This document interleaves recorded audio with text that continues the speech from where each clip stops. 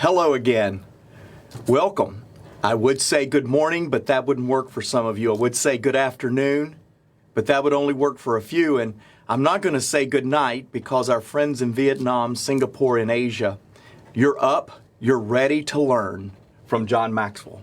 Now, I say hello again because, as many of you know, in fact, over 250,000 of you know, this is day 2 of John Maxwell's Leading Through Crisis Leadership Summit. We believe that John Maxwell has been positioned for such a time as this to bring salt and to bring light into the world. By salt, what we mean is we believe our message is to make the world a little bit better. By light, we believe that we should shed a ray of hope, a ray of belief that even though we're in crisis time today, that we have a responsibility as leaders to bring hope and to bring encouragement.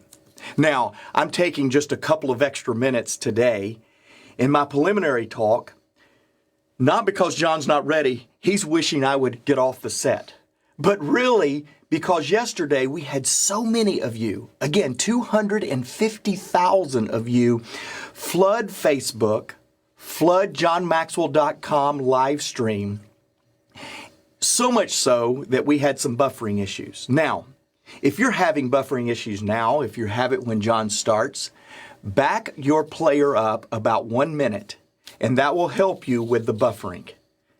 We want you to get all of what John Maxwell has to say. Today, I'm really excited because not only are we having a 3-day leadership event. Yesterday, John talked about leading through crisis. Today, he'll be talking about turning adversity into advantage, part 1. And tomorrow will be turning adversity into advantage, part 2. Not only are we doing those 3 things, but on Wednesday at 12 o'clock, same time, same place, John will be hosting a live Q&A format. In other words, we believe after we have been talking for 3 days, we need to start listening to your questions and responding. So from 12 o'clock noon Eastern Time on Wednesday to 2 o'clock p.m. Eastern Time, John will be doing a Q&A session live with you. In fact, you may have a question. You may want to know how you should respond in moments like this, and you would like John to speak into that. We have an email. We have an inbox for you to send an email to, and it is hope@johnmaxwellteam.com. If you have a question, if you have something that you would like John to address on Wednesday, hope@johnmaxwellteam.com. Now, John Maxwell Team, let me explain that to you. It's 33,000 coaches, speakers, trainers that have been trained by John Maxwell, has been mentored by John Maxwell, and they have been equipped and empowered with yesterday's lesson that John did with a mastermind guide to serve you, to help you.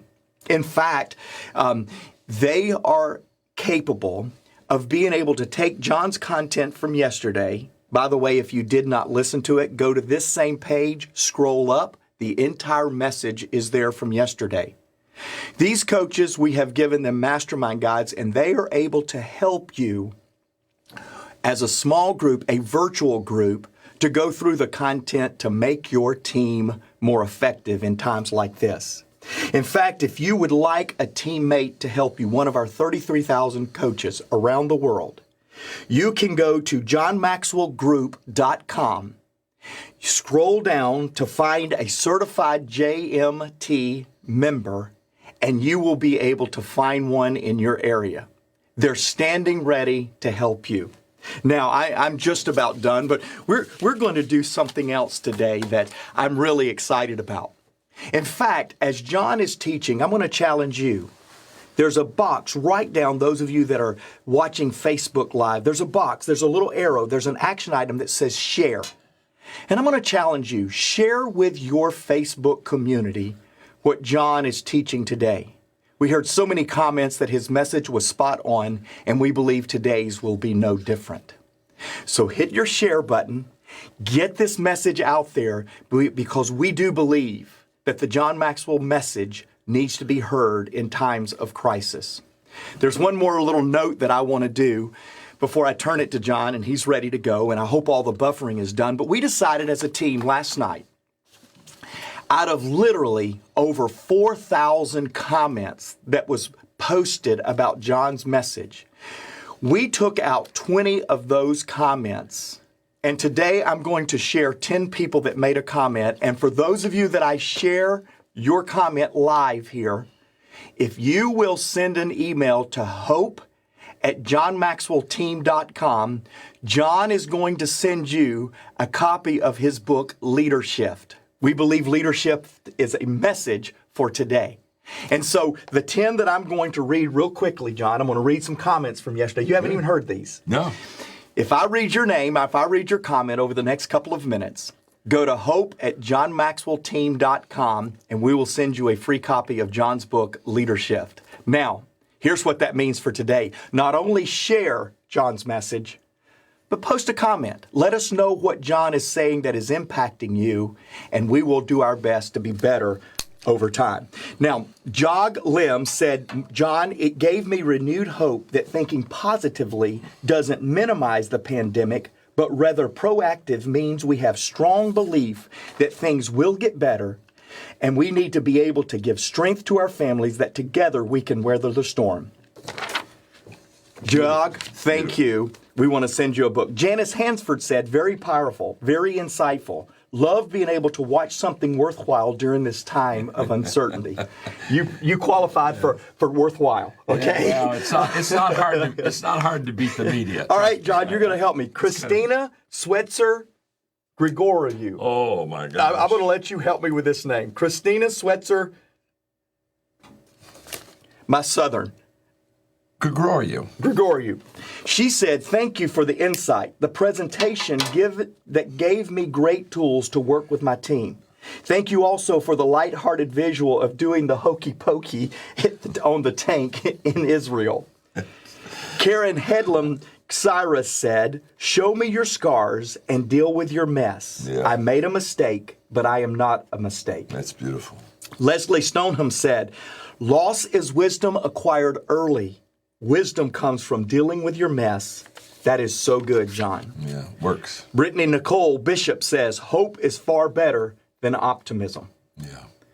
Yeah, that was the difference in the Jewish. Remember how they looked at optimism as they hoped things went well. But remember, when the whole issue of hope was that they were going to do something to make it better. Absolutely. Hanny Zaki said, uncertainty is clear. However, the clarity to learn and take action are the tools of hope. I have 3 more. These are great comments. These are great comments. You deserve a book. They represent thousands, John, thousands. We just picked this out. Lisa Yvette Jones said, optimism is passive. Hope is courageous. That's right. Roxanne Lynch said, I love the idea of flexing, bending, allowing our creativity to shine. And finally, Leah Reiner said, leaders always give a right perspective to people during a crisis. They don't always have the right answers, but a right perspective is what gives hope, security, and encouragement. John, that is so good, said Lisa. Wow. Well, we've given ourselves time to quit buffering. We've given ourselves time to let people share and post comments. And now, John, I want to turn it to you. Thank you so much for our team and for you making this day possible. Thank you, Mark. And most of all, thank you. I mean, you're what makes this really work.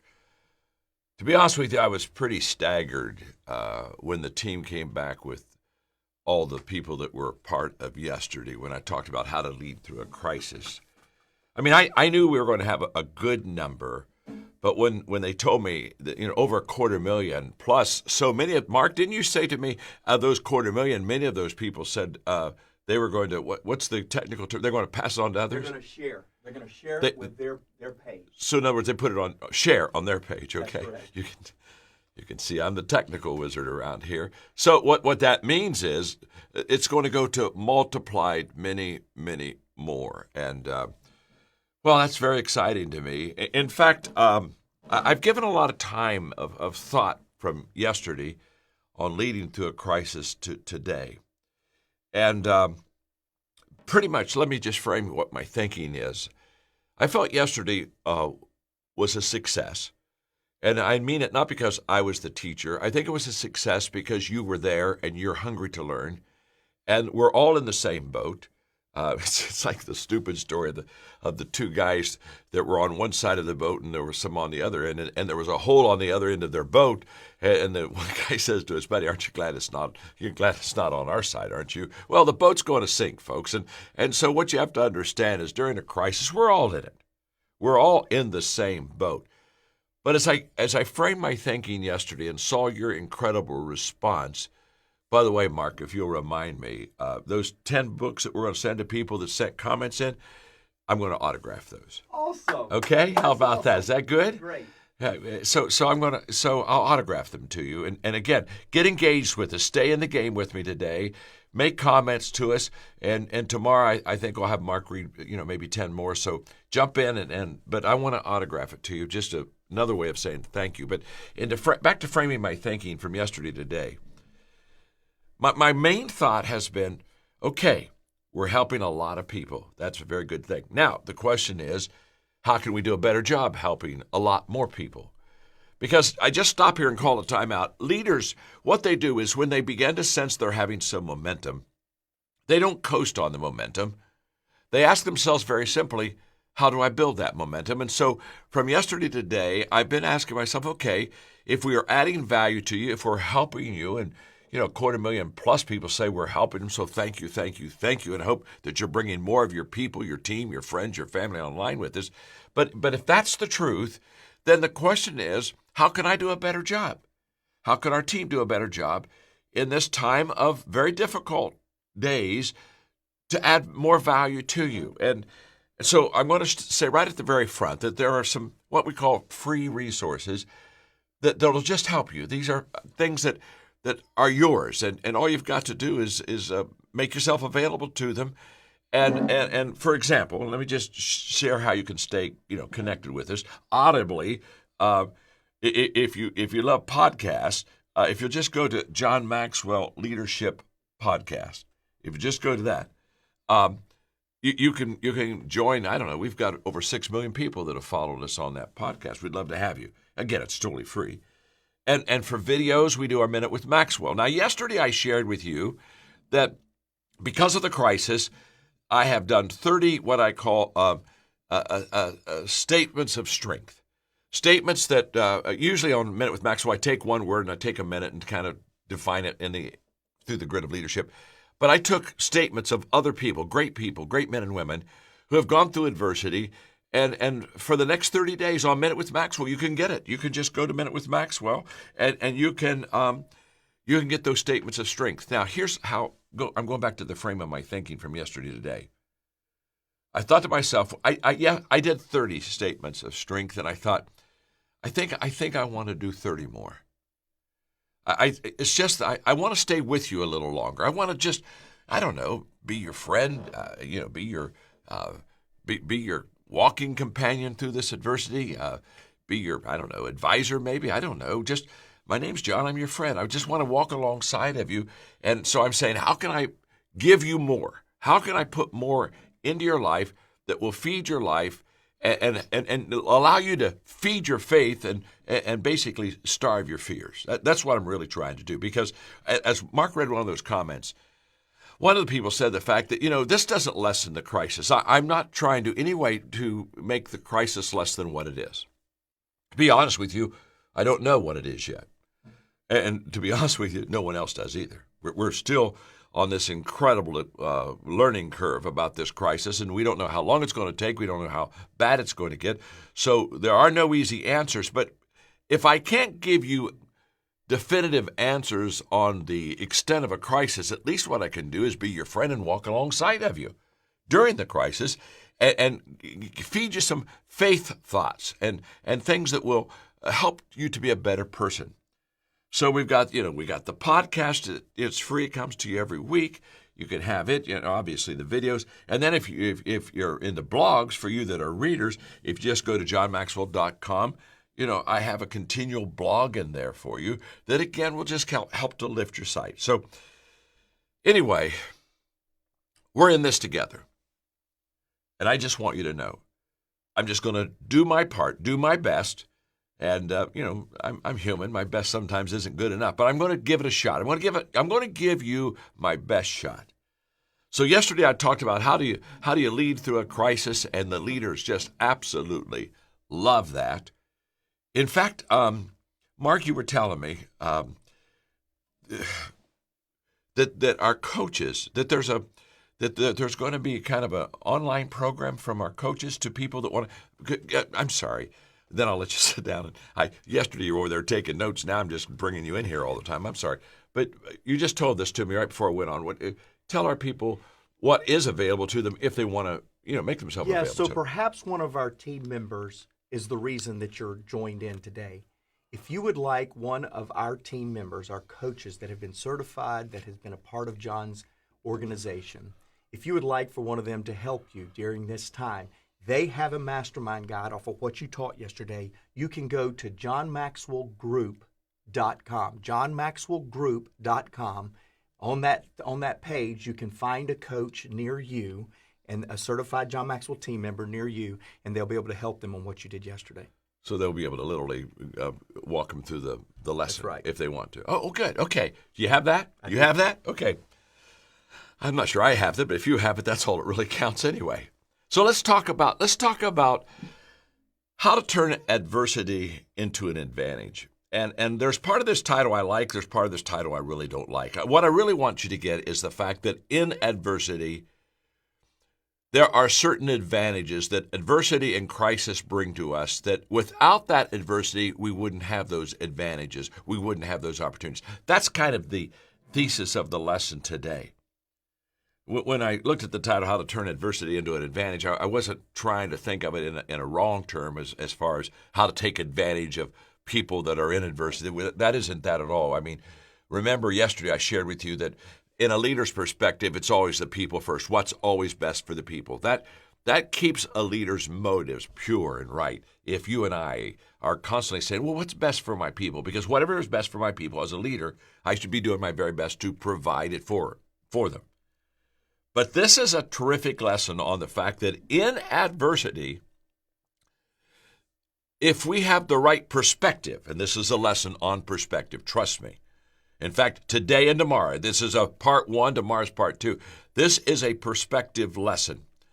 What I want you to catch, though, is that without any question, the adversity that you and I are going through right now does have distinct advantages for us. That I know. You say, John, how do you know that? Well, it's very simple. Every crisis and every adversity in the history of the world has turned into terrific advantage for society. Again, I remember I mentioned yesterday, every medicine you take was because there was an adversity, a problem. Somebody had something that needed to be cured, so somebody went and invented a medicine. In other words, good things come out of bad things if you have the right perspective. If you have the wrong perspective, that's not true. So this lesson is on how do I take the adversity and gain some advantage out of it for myself, for my family, for my community, for others. And when I go to perspective, here's the quote: how we view things is how we do things.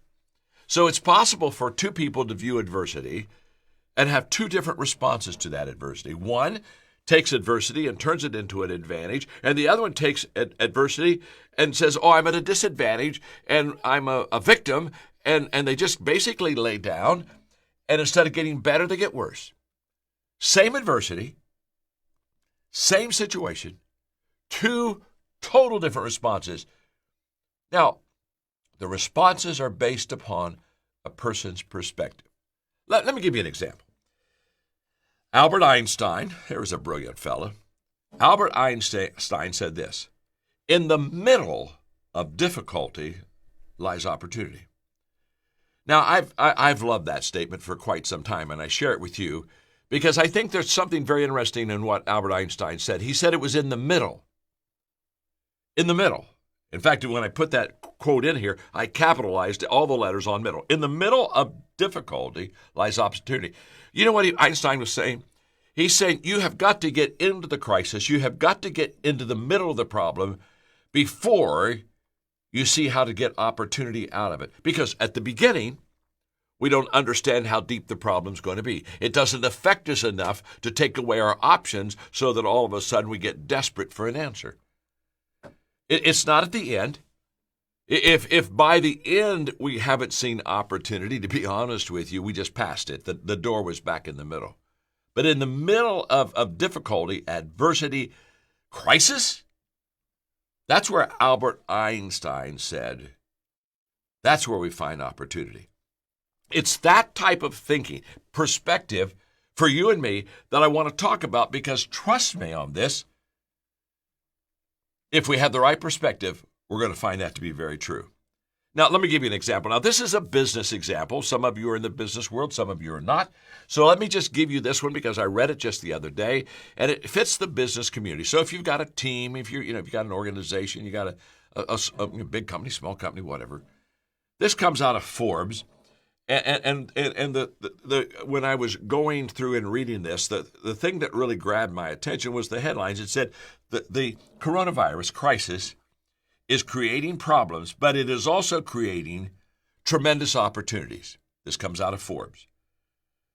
And so then they gave an example, and the example they gave there I know pretty well, and they gave the example of the Ford Motor Company. And the Ford Motor Company, if you go back about 12 years, had quite a few years consecutive of poor performance. They were in a recession, and they needed to finance. In fact, they were so desperate that Bill Ford, the father of the whole Ford clan, basically sat down and had to talk them into collateralizing and the blue Ford oval. The thing that's most precious to Ford is that brand, that trademark, and they literally had to take that and use it for collateral to borrow money to get themselves financially in a position where they could maybe upright themselves. And then they also brought in Alan Malawi, brought in an outsider, a terrific leader. And if you know the story, it's an incredible story. It's a story of an amazing turnaround, maybe the most amazing corporate turnaround in this century. But what I want you to see is it was only in the adversity, the heavy crisis. I mean, what would make the Ford family say, okay, we're going to use this incredible trademark as collateral to borrow money? I mean, that's the last thing in the world they wanted to give up. But can I tell you something? A crisis will make you do things that you wouldn't do without the crisis. Let me just stop and talk to you for a moment. You and I both know in our heart that there are some changes we won't make unless we have to make them. Now, I speak for myself. In my life, there have been a few times I just didn't want to make the change until all the other options were stripped away from me, and one day I looked at myself and said, I've got to make the change. Well, it happened for the Ford Motor Company, and in this Forbes article, it then put three things on the advantages of a crisis. And I give this to you quickly because this is in the business field. I'm getting ready to come to you in the personal way, so stay right with me. Here's what Forbes said. First of all, a crisis changes the balance of risk and reward. And they so clearly wrote the fact that during normal circumstances and situations, we don't risk a lot. We enjoy where we are, and the tendency always is for us to stay put, not make a lot of changes. And the fear of failure overrules the risk issue. So we basically stay the same. But what happens is in a crisis, all of a sudden it helps us realize that we have to change. All of a sudden, what was kind of optional, should we change, becomes a command. We have to change. Why? Because we're in deep weeds. And so basically Forbes was saying if you have a business, if you have a team, whatever, that there are perhaps some things in your life that you've just held pat that you should have let go a long time ago, and you're going to risk more during a crisis. And they said that was good. Number two, and I love this because it's so true, a crisis increases our focus. You see, every organization has what I would call competing priorities and conflicting priorities. Some priorities that just conflict with where you're really wanting to go, and then you have some that internally compete with what you're trying to accomplish. And so what happens is there's a lot of activity in an organization that isn't necessarily accomplishment. But what does a crisis do? We immediately begin to eliminate all of the things that are not totally essential in our business. In other words, we begin to cut. We begin to look and say, what do I have to have versus what was nice to have? And that's happening right now. I mean, it's happening everywhere over America. People are looking and they're reevaluating. And what they're doing is that this crisis is causing me. I mean, I could give you a lot of personal examples in my life that I'm just saying, okay, I now have to focus on not what is wonderful, what is nice, what I would like to be included in. I have to focus on one thing, what's essential. Everything else falls aside. There's a terrific benefit in business when you begin to get rid of conflicting or competing priorities. Major difference. And say, okay, we've just got to stay with the main thing. We got to make the main thing, like Covey says, the main thing. So, as Forbes was pointing out so good, it basically, a crisis gets us to take more risk. Crisis increases our focus. And number 3, what it does is it identifies leaders. Because what do leaders do during a crisis? They stand up and they stand out. You see, you can't manage your way out of a crisis. You have to lead your way.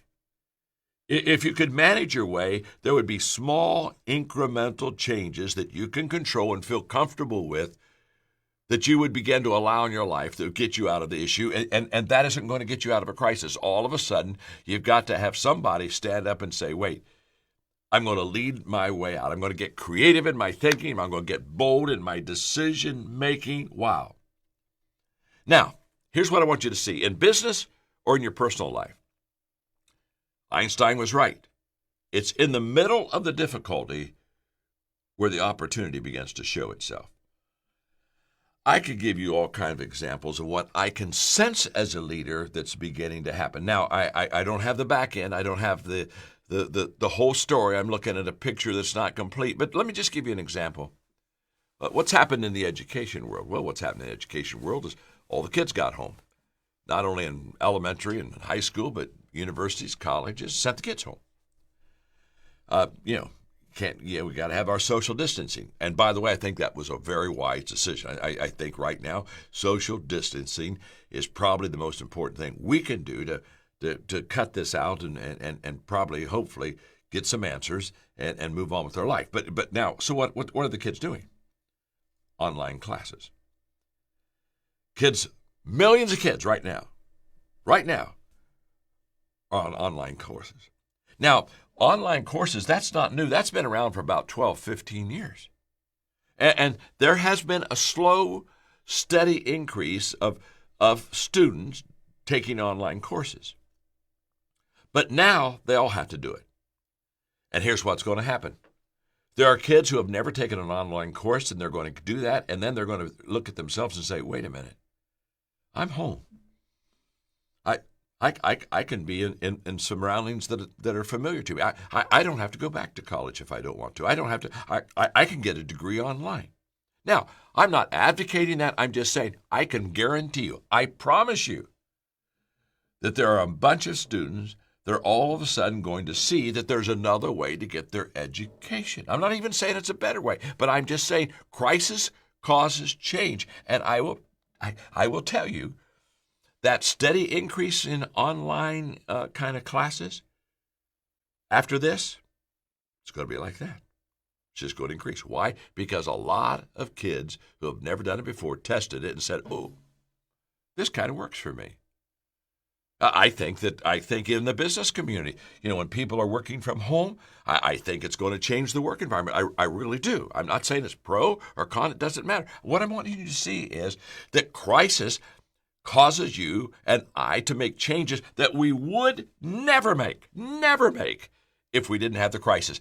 The way I prefer it is to say crisis bumps us out of our comfort zone into our creative zone. That's a great statement. Crisis bumps us. In fact, if I don't get the bump, I won't get out of my comfort zone. It's the bump that gets me out of my comfort zone into the creative zone. Okay, now that's business. Okay, so for you that have organizations, teams, companies, whatever, hopefully that helps you. The rest of this lesson today and the lesson tomorrow is going to be in a very personal way from me to you. And it's going to be applicable to you personally. It's going to be applicable to your family. It's going to be applicable to all of your friends. But it's going to be just one-on-one. And I'm going to just tell you, there are some major advantages that we're going to receive out of the adversity that we're now going through. And by the way, one more thought. When we're in the middle of the crisis, where the opportunity, as Einstein says, there are two kinds of people. In the middle of the crisis, there are some people who are basically saying, how long will this last? We're all asking that, by the way. How long will this last? But there's a higher level of person who is saying, while I'm in it, how can I get better? How can I improve? What can I learn? How can I make this a stepping stone instead of a stumbling block? So what I'm going to do is I'm just going to talk to you about bad experiences for a moment. And there are 3 thoughts on bad experiences, since we're having one, a big one. The first thought on bad experiences is this: everyone has them. and everyone is in the middle of this crisis. I mean, no one is excluded. All of us are being touched. But, some days you're a pigeon and some days you're a statue. Some days you get the privilege of dumping on someone. Some days you're the one that gets dumped on. Well, a crisis is where, let me define a crisis. A crisis is where we're all a statue, okay? We're all getting dumped on. I can think back to 2008 when the economic recession really hit us. And as a speaker, I said, wow, I've got to help people. Again, that's what a leader does. The moment there's a problem, first thought of a leader, got to help people. And so I thought, okay, how can I help people? And I remember sitting down in my office at home, and while speaking engagements and everything was canceling and everything was kind of going south, and I developed a teaching, a lecture, and it became a huge popular lecture for the next 3 to 4 years, and that is how to do good things when things are all so bad.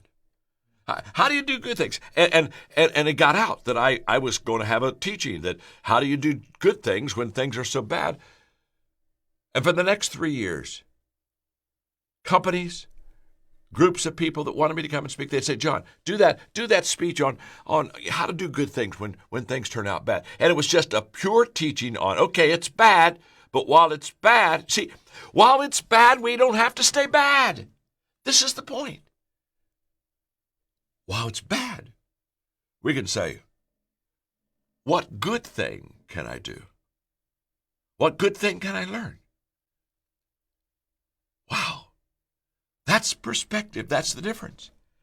And for 3 years, I literally went around the world, not only around the country, around the world, talking about how to do good things when things are so bad. Why? Because it gave a message of positive application and hope. You see, what we do with bad experiences defines who we become.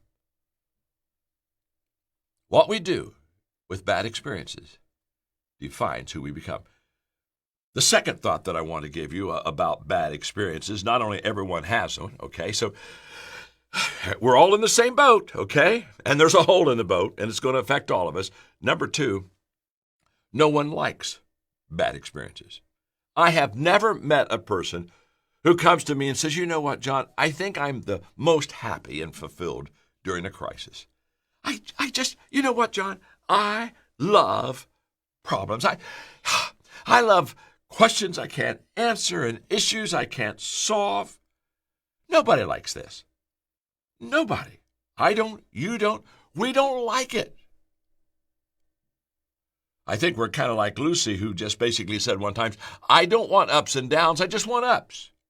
Okay, let's take a vote. You may be all by yourself, you may be with family members, or maybe just a couple people since we're social distancing, but every one of you do what I'm going to do. Let's all do a vote. How many of us, we want to join Lucy's club? We just want ups and ups. But in fact, I really want ups and ups, and I know you really want ups and ups. And in a real world, we don't get ups and ups. Now, fortunately, we don't get just downs and downs. But in the real world, we get ups and downs, and we've got to be like my friend in college who told me one time. He said, John, I'm never down. I said, what do you mean you're never down? He said, I'm either up or I'm getting up.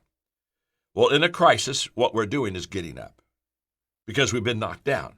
You see, the issue is not have we been knocked down. The issue is, do we stay down?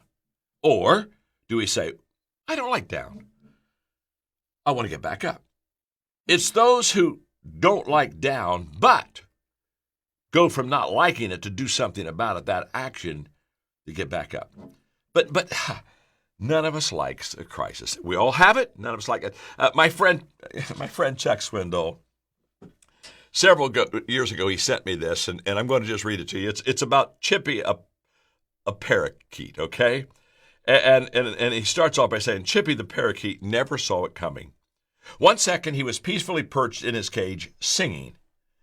And the next moment, he was sucked in, washed up, and blown over. His problem began when his owner decided to clean his cage with a vacuum. She stuck the nozzle in to suck up the seeds and feathers in the bottom of the cage. Then the phone rang. Instinctively, she turned to pick it up. She had barely said hello when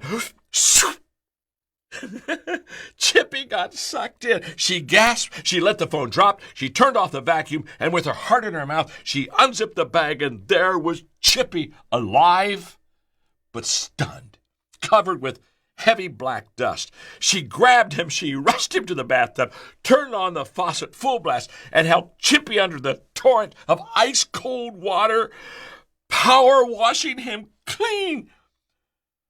So she did what any compassionate person, an owner, would do. She snatched up the hairdryer and blasted the wet, shivering little bird with hot air. And this story closes by just this beautiful phrase. Chippy doesn't sing much anymore. Of course, Chippy doesn't sing much anymore. Oh, there's a whole bunch of us right now. We've been blasted, and we're just not doing a lot of singing. You see, in bad experiences, everyone has them and no one likes them. And the last thought I want to give you on bad experiences, and then I'm going to turn to perspectives in a moment, is very few people make bad experiences positive experiences. Very few. But I am talking to the few. Our time together is for me to rally the few. I don't have any illusion that I'm going to rally the masses. But right now, I'm just trying to rally you. Because if I can rally you and get you seen with the right perspective how you can get better through this crisis, guess what you can do? You can then do the same for your family. What a gift for your family if all of a sudden you become the person that shows them the light at the end of the tunnel. Wow. That's why Warren Lester said, success in life comes from not holding a good hand, but in playing a poor hand well. Wow. That's beautiful. You see, everything's changed for me. I shared with you yesterday on leading through a crisis that, I literally had dozens of speaking engagements that have been canceled, and the one that I wanted to help everybody, but one really, really, really hurt. Wow, I'd had the opportunity late April to go to the Vatican, and I had an invitation by Pope Francis to do 3 days of teaching with him on what I called a master class with the Pope on leadership. I look so much forward to time with him and time helping lift that load. And well, of course, it's all gone. It's all gone. It's all gone. So, again, so when I had somebody call me and say, what are you doing right now? What I'm doing is I'm making lemonade. And that's what I want you to do. I want you to make lemonade. We've all been handed a lemon. Now, some people are going to mount that lemon. They're going to take pictures of that lemon. They're going to talk about how tough life is with the lemon. And then there are some people that are just going to take that lemon and cut that baby open and make them some lemonade. In fact, say to yourself, again, you may be by yourself. If you're not by yourself, say to someone beside you, say to someone right now, I'm making lemonade. So when people ask you, what are you doing in the crisis? Well, I'm making lemonade. See, Napoleon Hill, All right, I'm about to dig in with you. Hang on. Fasten your seatbelts. Napoleon Hill said, every adversity, every failure, every heartache carries with it the seed of an equal or greater benefit. That is a powerful statement, but my folks, listen to me carefully. It's only a true statement if your perspective is right. Don't miss this. I'm going to read the statement again, and then you determine if it's true in your life or if it's not true. Every adversity, every failure, every heartache comes with the seed of an equal or greater benefit. I will not get an equal or greater benefit from adversity unless I have a perspective that believes that truth. If I believe nothing good can come out of something that is bad, then I will never, ever take advantage of that asset. Well, I wrote my first book, Think on These Things. The reason I chose that title is because of a scripture verse. Now, you know I'm a person of faith. If you're not a person of faith, this is just good stuff. Just act like it's not scripture and we'll be okay, all right? Because it applies to your life anyway, whether you're a person of faith or not.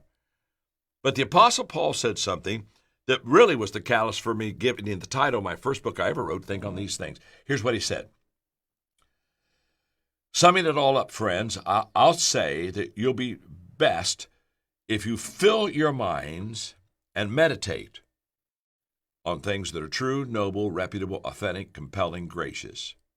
In other words, he said, you're really going to be at your best if you meditate on good stuff. And then he begins to contrast good stuff with bad stuff. He said, the best, think on those things, not the worst. The beautiful, not the ugly. Things to praise, not things to curse. Now, the Apostle Paul says we have a choice. And in a crisis, I could either think about all the things to curse, and there's a whole bunch of cursing going on and a lot of things to curse, or I can look at that and I can say, no, there's some praise in here. There's something I can be thankful for. Now, Paul, why is he asking us to focus on these things? Why is he doing this? Because he knows that a positive perspective in every situation upgrades that situation. Paul is not saying deny reality. In that verse, what did he say? He said there's some wrong things, bad things, things that you could curse. He's not denying that they're there. They're right in front of you.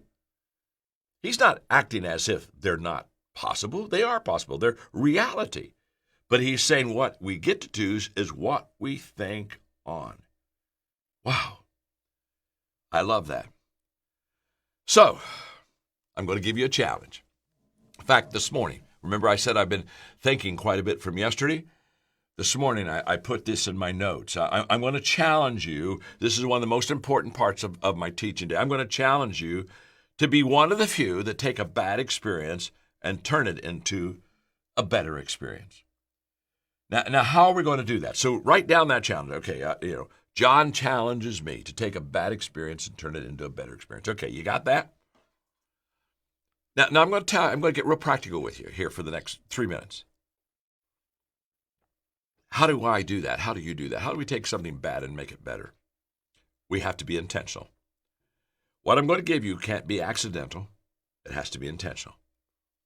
I have to be intentional in 6 things right now. I have to be intentional, first of all, in my personal time. I have a more personal time than I've ever had before because I've had a whole bunch of stuff canceled in my life.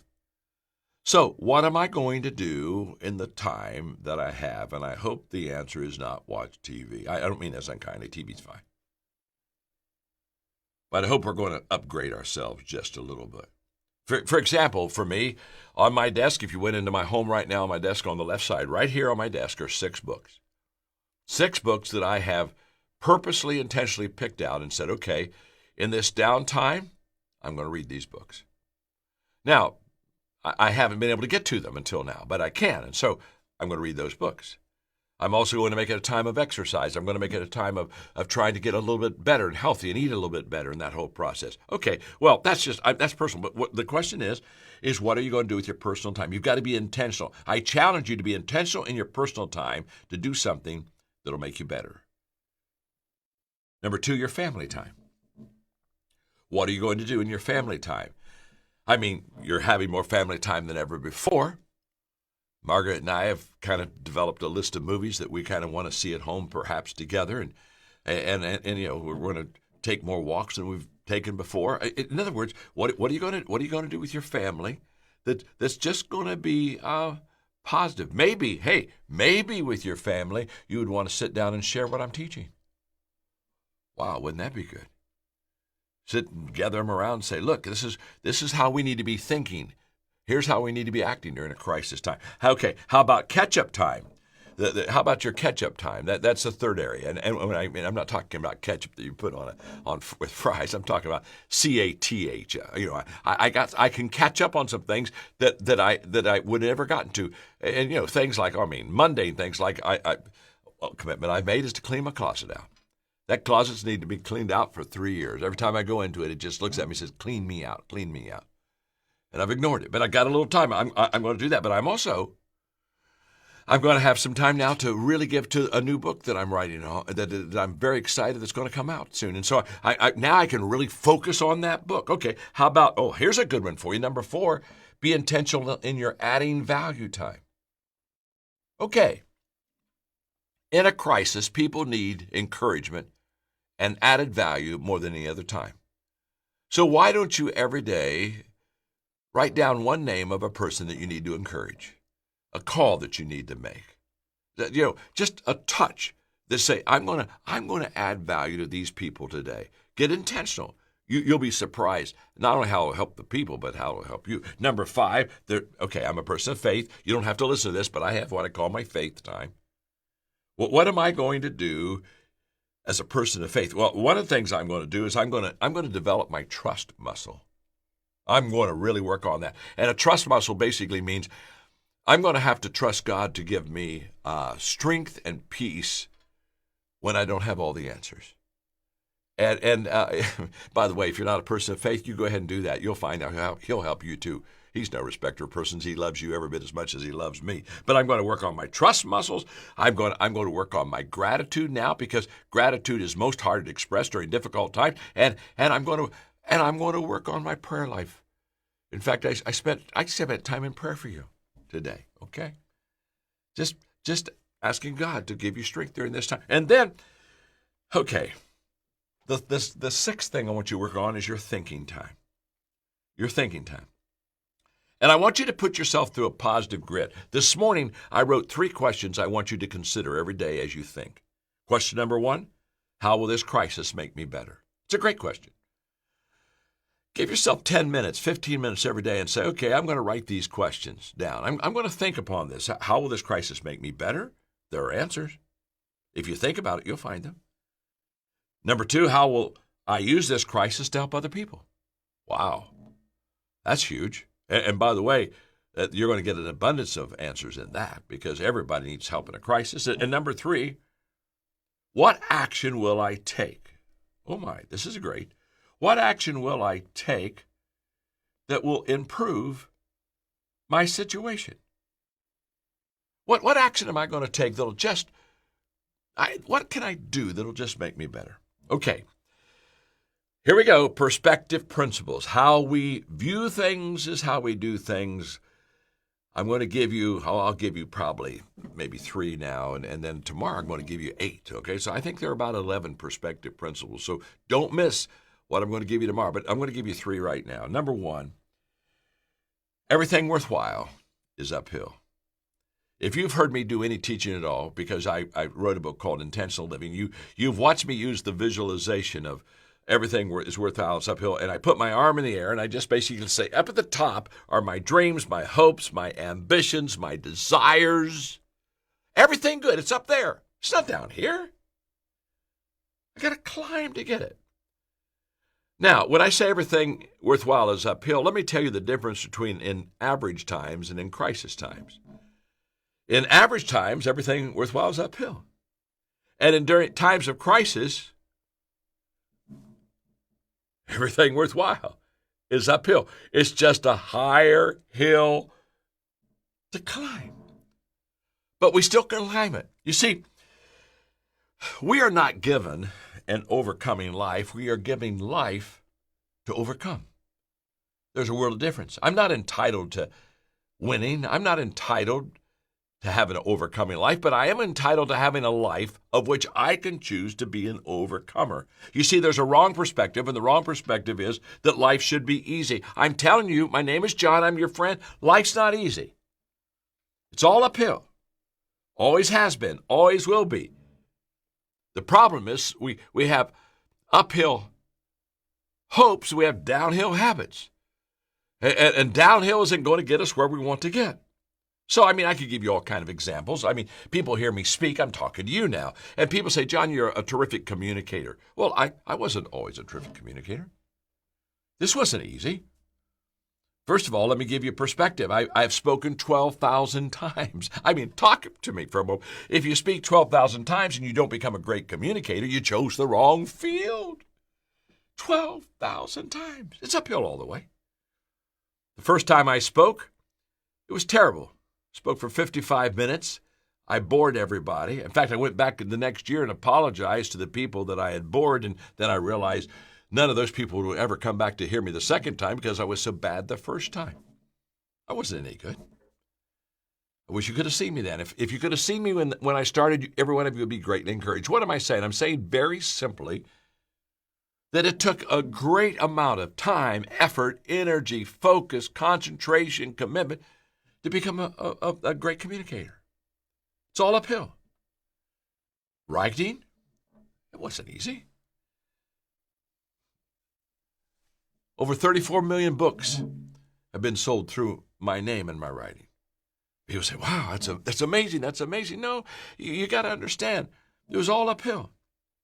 My first book, Think on These Things, I talked about a little bit ago, 100 pages, 33 chapters. Do the math. That's 3 pages per chapter. It took me a year to write the book. I wasn't any good at it. The book's not any good. Don't buy the book. I had a lady the other day bought the book. She came up to me to sign it, and I was shocked. She said, I love the book. I said, you love the book? Why do you love that book? She said, I love the short chapters. She said, how did you ever think of writing short chapters? I said, lady, I wasn't any good. I ran out of gas after 3 pages. In fact, some of those chapters are 2 pages too long. It literally took me 5 books to learn how to write. Literally. And I took writing courses. I had writing, mentoring. It took me 5 books before I said, oh, I can write. And it took me 11 books before I ever sold much. Now, it was a process. Now, I don't want you to miss this. Everything worthwhile is uphill. Nothing comes fast. Nothing comes easy. It's all uphill. It's okay.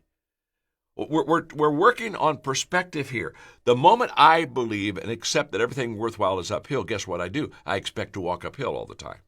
If I don't believe that, I expect it to be easy. I expect it to be average. I expect to coast some. You see, my perspective that it's uphill every day, all the way, is huge. We have John Maxwell team. Okay, here's a perfect example of this. We got the John Maxwell team, and we've had huge success with it. In what, 9.5 years, 33,000 members in almost every country of the world. And people look at that and they say, oh my gosh, John, this is huge. How did you get so good? How did you pull that off? It's uphill all the way. Now let me just stop for a moment and just say to you that I'm constantly asking myself, what can I do to add value to you? Because here's what I know. A crisis never leaves you or me the same. It moves us. It either moves us forward or it moves us backward. It either moves us upward or we go down. But it does move us. And we're saying, oh, I can hardly wait for things to get back to normal. I hear that all the time. Oh my gosh, won't you be glad when this is all over? And wow, things will become normal. And oh, this will be so good. Can I tell you something? They're never going to return back to normal. Not the normal that you and I know. Trust me. There's never going to be that normal again. It's just like 9/11. After 9/11, we didn't go back to normal. Every day almost I'm reminded of 9/11 through something that you or I have to do just because of safety precautions. So Max Dupree, when he said the first responsibility of a leader is to define reality, the reality is very simple, and that is that normal is gone and there's going to be massive change. Well, if the first responsibility for me is to define reality to you, my second responsibility for you is to help you make positive changes. Huge. And how do we do that?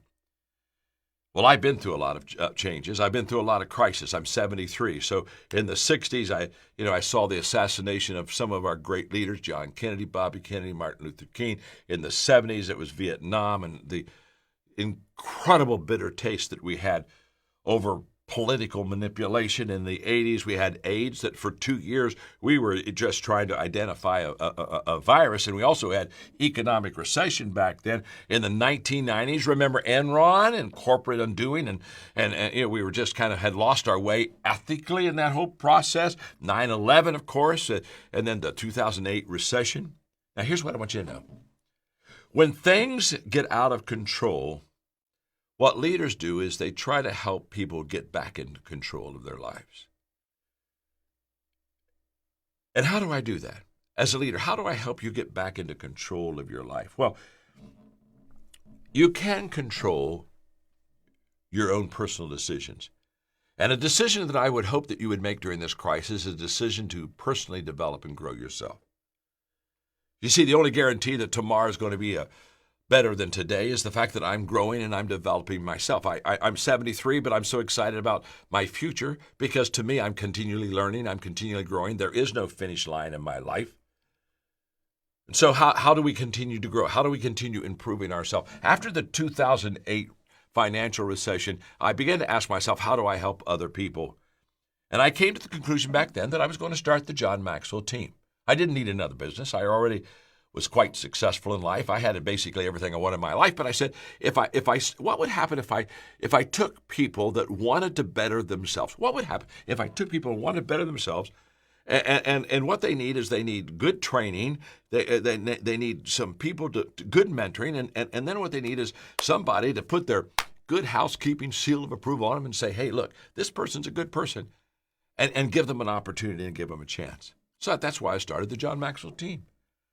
And we have basically 5 lanes. We have the leadership lane. We have the entrepreneurship lane. We got the sales lane. We got the coaching lane. We got the speaking lane.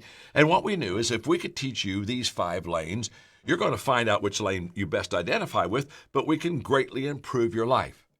So then I got a dream team. I got my faculty together, and I got people that were highly successful. I mean, people that were doing it now, not people who had done it or had never done it and were, quote, professors, but people that were right in the action. They knew how to build a business, and they knew how to be successful with their life. And so I brought a faculty on, and then I said, I'm going to certify people. I'm going to put the John Maxwell, seal of approval on them, and I'm going to certify them after they go through this certification process. And with that, I'm going to give them credibility. I'm going to give them opportunity. And I can tell you today, we're 33,000 coaches around the world, and I can tell you my greatest joy is everywhere I travel, internationally, nationally, everywhere I travel. Here's what happens. I see John Maxwell team members totally fulfilled because now they have a purpose and mission in life, and that is to add value to people. Because John Maxwell team members, we tell them all the time, we are people of value who value people and add value to people. So just I'm going to go to the next perspective in just a moment, but just a few questions. Questions such as, do you want to take adversity and turn it around and make, an advantage, an opportunity out of it? Do you want more for yourself? Do you want more for your family? Maybe you're saying, boy, there is no new normal. I'm going to go back. I'm not even sure I'm going to have a job. Would you like to be an entrepreneur? Would you like us to help you we've had thousands of people now that have an incredible career of adding value to people, and we equip them and train them and certify them, or maybe you want to subsidize some income and say, wow, I'm not sure I'm going to have enough when this is through. I'm going to be behind financially, all of those things. But the most important question for you is just very simple. Most important question is this one. Would you like to be part of a community that's making a positive difference in the lives of other people? That's the question. If that question resonates with your heart, and by the way, a whole bunch of you're already doing great things. You don't need to be part of a John Maxwell. This is just for the few who say, wow, yeah, I'd like to be part of a community that's making a positive difference. If that's where you are, I just say to you, I want you to stand on my shoulders. I'll walk alongside of you. I'll certify you. I'll do everything I can to add value to you. And if the answer is yes, then I would just encourage you to think about becoming a part of the team. Now, I'm getting ready to go to that second perspective, which is huge. But now all of a sudden, as I'm thinking about becoming a part of Team Mark, I'm going to need you to help me for a moment. If they become a part of the team, if they want to become part of John Maxwell team, tell them what to do real quickly, because then I want to get to the next perspective. Yeah, if you just would want more information, John, they can go to johnmaxwellteam.com. johnmaxwellteam.com. There's a form you'll fill out. One of our team will connect with you on that. Okay. Again, it's just for people that would like to be part of that community. I just love you all. Team members, non-team members. In fact, what was great is the John Maxwell team said, let's make your talks, John, available to everybody so that they can get the advantages of adversity. So perspective number one, we've already got that one down. And it's a huge perspective. Don't miss it. Everything worthwhile, what is uphill? Number two, the second perspective is there's always an answer. There just is. There is always an answer. I have a wonderful friend, Larry Stockstill. I was casting vision to about 5,000 leaders in a conference. It was a big vision. It was about community and country transformation. In fact, I was challenging these leaders to help me literally go and teach good values in different countries. We've had incredible opportunities. We are now in 3, getting ready to go in countries 4 and 5, going in by the invitations of the president of those countries to teach transformation through what we call round tables, transformation tables, teaching values. And it's a pretty exciting opportunity. So I cast this vision. Larry Stockstill came up to me afterwards, and he looked at me and he said, John, the answer is yes. And I said, okay, Larry, good. That's good. What do you mean by yes? He said, well, the answer is yes. Whatever you need from me, whatever you want from me, the answer is yes. I'm going to give it to you because I love your vision. I love your leadership. I believe in what you're doing. The answer is yes. And then he looked at me and said, John, I live on the other side of yes. And when he made that statement, I thought, wow, I love that statement. And that's what I want for me. That's what I want for you. And what I want you to understand in this crisis time is that there's an answer. We will find a way out. We will find a way through. There's an answer. And what happens is this: successful people know that, and unsuccessful people don't know that. If I thought that there was no answer in this crisis, to be honest with you, I'd be huddled up in the corner, and I'd be a miserable person. But there's an answer. There always has been an answer. The world has always found a way, and we're going to find a way through the coronavirus. Trust me, we're going to find a way. It may be hard. It may take a long time. It won't be easy, but we will find a way. You see, the greatest gap between successful and unsuccessful people. Okay, listen to me. This is huge. Stay with me for 9 more minutes. If you'll stay with me for 9 more minutes, my friend, I'm here to tell you, I'm just about to serve stuff that's going to make a difference for you. The greatest gap between successful and unsuccessful people is the thinking gap, how we think. I'm not talking about intellect. I'm not talking about IQ. I'm talking about successful people think differently than unsuccessful people. I'm going to give you an example right now. Successful people in every difficult situation believe there's always an answer, and people that don't do well in a crisis believe that there's not an answer. If I think that there is an answer, I'll become a victor. And if I think there is no answer, I'll become a victim. It's just that simple. My father's 98, and he's an incredible inspiration to me. He's been very successful. But he grew up in a little town in Georgetown, Ohio, about 25 miles from Cincinnati, just a very poor community. And as he was growing up, he said, John, all of us were poor except for 3 families, and the 3 families that were not poor, he said, I had the privilege, because he was a hardworking kid, that I would leave school and I would do errands for those 3 families. And so I got to know them all. And he said, I came to the conclusion by the time I was a junior in high school, the only difference between the 3 successful families and the rest of us is that they thought differently. And that goes back to the greatest gap is the thinking gap. So during the Depression, during a very difficult time when my father was still very young, everybody was out of work. So what did everybody do every day? They got in the bread line and they waited for some food. It was a very difficult time. But can I tell you that during that very difficult economic downturn, crisis, My father held 3 part-time jobs. And while everyone else was waiting to get bread, my father was earning money to buy bread. You say, John, what happened? How did he do it? Well, it's very simple. He thought differently. You see, he would go down to the hardware store and say, look, I know that you can't afford to hire me. It's a very difficult financial time, but I love to work, and so could I work for free for you today? And just tell me some things you'd like to have done in the store. And the owner would say, well, you got to understand, son, I can't pay you. I don't want to be paid. I want to work for free for you today. And that's what he would do all day, work for free. At the end of the day, shake his hand, say, I hope I helped you. And of course, the owner said, my gosh, I just wish I could pay you. No, it's okay. You don't have to pay me. I just wanted to work for you. He said, by the way, if any time there is a little bit of an opening for a job, he said, would you remember me? Well, of course the owner's going to remember him. He's become unforgettable. He worked for free for a whole day. Dad would go to another store the next day, another store the next day. For a whole month, he went to a different place of employment and just worked for free. And in about 6 weeks, he started getting calls. Hey, we've got could you work for 8 hours a week for us? Yeah, well, sure, I can work 8 hours, and we can pay you for 8 hours. Can't pay you full time. Oh, yeah, I could. Oh, yeah, you want... He had 3 part-time jobs. Everybody else is out of work. What was the difference? Same place, same crisis, but not the same thinking. My precious friend, there is always an answer. Don't let anyone take that away from you. I will not let anyone take that away from me. There's always an answer.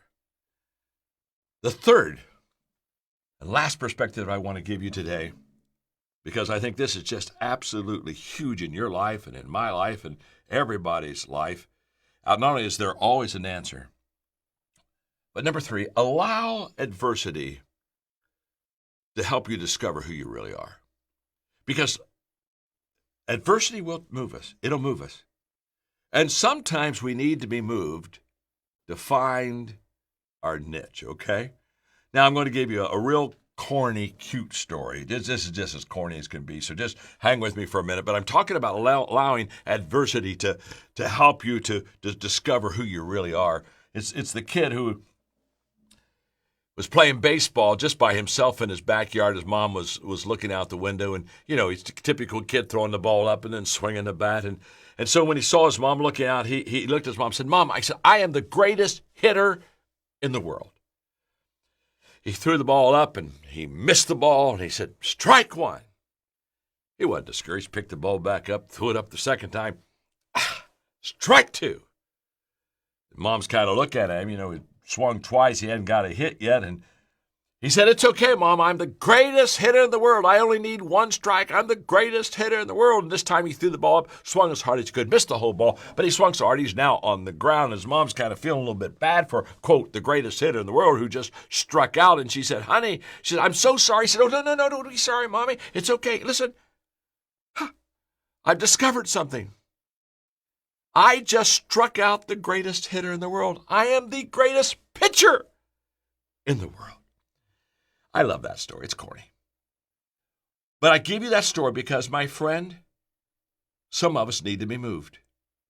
And when we get moved, we're going to get moved to the place where we really should be. 2 quick personal examples. Most of you know that I started my career off as a pastor, had a degree in psychology, counseling. And so I did a lot of counseling for the first couple years. It was kind of expected of me, but there was a problem. The problem was I wasn't good at it. I don't have the patience. I don't have the mercy gifts. I lack all the qualities of a good counselor. And so people would come to counseling with me, but it was wearing me out and it was wearing them out. And I really wasn't that good. In fact, after about 2 years of doing something I wasn't really good at, I'll never forget, I just said, I'm not good at this. I came to the bottom, okay? I came to the bottom and said, I'm never going to be good at counseling. And so I remember doing my little small country congregation. I one Sunday announced, I'm not going to be doing any more counseling. And that's when the lights all came on, because those farmers, they just started clapping. They started clapping and said, oh, he's finally realized he's not any good at that. And I wasn't any good at it. Now, through my not being any good and failure in counseling, Within about 6 months, I began to, instead of counseling, working on the weaknesses of people, I began to focus on the strengths of people, what they did well to make them better. And immediately I found that I'm a terrible counselor, but I'm a fabulous equipper. If I wouldn't have been bad in counseling, I'd have never become an equipper. I had to get bad in something to move me to get good in something else. And for many of you, that's what this crisis is going to do. It's going to move you to higher ground. Last story. At 51, 22 years ago, I had a heart attack. And in that heart attack was literally at a Christmas Eve party with our companies. When I was battling for my life for a couple of hours there, it was pretty tough. You know you're not in good shape when they bring you in and you have one doctor and about an hour and a half later you got 5 doctors in the room. And it wasn't going very well. I needed to have a heart cath. I was in the wrong hospital. It's a long story. I don't want to go into it. But here's what you got to catch. Here's what I don't want you to miss. Don't miss this. Okay? In this incredible crisis of my life and death crisis that I had, when I came out of it and I came through of it, it made me such a better man. You say, okay, John, what happened? What was that turn in your life? The turn was very simple. I felt that my life was spared because my calling was important. And all of a sudden, it raised the stature of that calling, and it raised the stature of what I was doing. The calling got bigger, and I determined to get better. And I can say in the last 22 years of my life, they've been the best 22 years of my life. In fact, I would say the last year of my life has been the best year of my life. I'm 73, and I'm still going up. But it was that crisis. It was the fact that I came out of that and said to myself, I'm here for a purpose. I'm here for a reason. The calling is bigger. I've got to get better. Now, I give you those personal stories because you identify with the crisis. And I just want to wrap this time up today by saying, first of all, thank you, thank you, thank you. Again, you've taken personal time and you've said, okay, John, I'm going to learn how to take adversity and bring it to an advantage in my life. And remember, tomorrow, I've got 8 more perspectives to teach you. Don't miss it. Get your friends. Get on there with me. But I close this by saying very simply, it's impossible to know where you are and what you're going through. But it is possible for me to give you teaching of hope. Teaching of practicality, something that you can put your hands on that will make you better. And that's my only goal. The only reason I'm spending time with you is because I believe in you. I believe in your potential. I believe in who you are. I believe, being a person of faith, that you are here with a divine purpose. And this crisis would be awesome if every one of us could just find our divine purpose. You have one. Trust me. It's there. There's always an answer. So I'm going to encourage you, even between now and tomorrow's lesson, I'm just going to encourage you to spend some time. Ask yourself, what's my purpose? Begin to look from the perspective that has a positivity to it and believe that there is going to be an answer for you. Now, tomorrow, I'm going to do part 2 of this lesson. I want you to be with me. Bring your friends to be with you. But in the meantime, between now and then, I'm praying for you. I love you. I believe in you. We're going to get through this crisis together. And my name is John, and I'm your friend.